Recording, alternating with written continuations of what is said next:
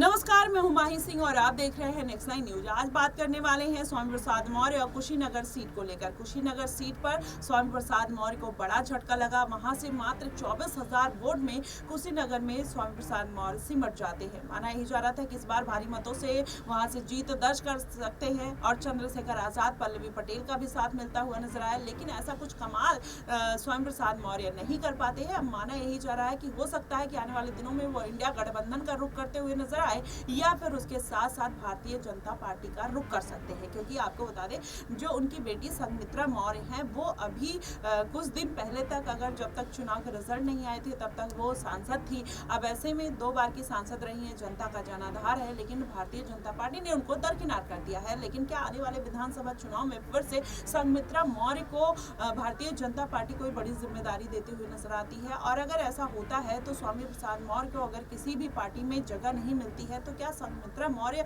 फिर से एक बार उनका एनडीए में गठबंधन करा सकती हैं? और क्या भारतीय जनता पार्टी स्वामी प्रसाद मौर्य को अपने साथ लेकर चलने के लिए तैयार होगी या नहीं, ये देखना बेहद दिलचस्प होगा। लेकिन वहीं अगर वैचारिक मतभेद की बात करें तो लगातार जो स्वामी प्रसाद मौर्य का वैचारिक मतभेद रहा है वो भारतीय जनता पार्टी के साथ रहा है, और उसके बाद अखिलेश यादव के साथ गठबंधन में आ जाते हैं और उसके बाद भी ये मतभेद देखने को कहीं ना कहीं देखने को मिलता है।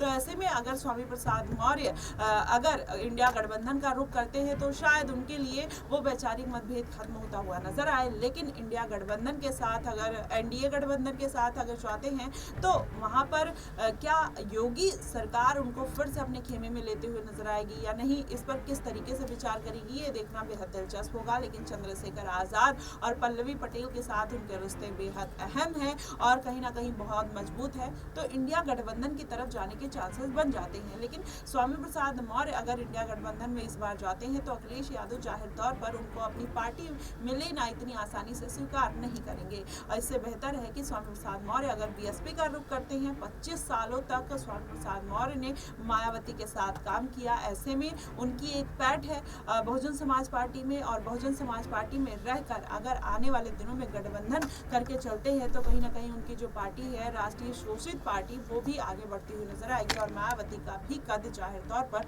बढ़ता हुआ दिखाई दे सकता है। वैसे में देखना यही होगा कि संघमित्रा मौर्य स्वामी प्रसाद मौर्य की जो एंट्री है वो इंडिया गठबंधन में कराती हुई नजर आएंगी या एनडीए गठबंधन में, ये देखना बेहद दिलचस्प होगा। अगर ऐसा कुछ मामला निकलकर सामने आता है तो स्वामी प्रसाद मौर्य जाहिर तौर पर फिर से एक बार अपनी पैठ बनाने के लिए विधानसभा चुनाव में अपना जलवा दिखाते हुए नजर आएंगे। लेकिन अगर ऐसा कुछ विवादित बयान नहीं देते हैं तो हो सकता है कि इस बार उनके वोट बैंक में इजाफा देखने को मिले। वहीं उनके बेटे उत्कृष्ट मौर्य की बात करें तो उन्होंने इस बार कुशीनगर सीट से ही कांग्रेस पार्टी को समर्थन दिया था, लेकिन अगर अब बाप, बेटे और बेटी तीनों एक साथ आते हैं तो कहीं ना कहीं ये पूरा मामला स्वामी प्रसाद मौर्य के फेवर में आता हुआ दिखाई देगा। फिलहाल आपको क्या कुछ लगता है कि अगर ये तीनों एक साथ आते हैं तो स्वामी प्रसाद मौर्य वोट बैंक में किस तरीके से अपने इजाफा कर सकते हैं और आने वाले दिनों में किस पार्टी को फायदा पहुंचा सकते हैं? आप हमें कमेंट बॉक्स में जरूर बताइएगा। फिलहाल के लिए बस इतना ही। देश और दुनिया की तमाम खबरों के लिए हमारे साथ बने रहिएगा नेक्स्ट 9।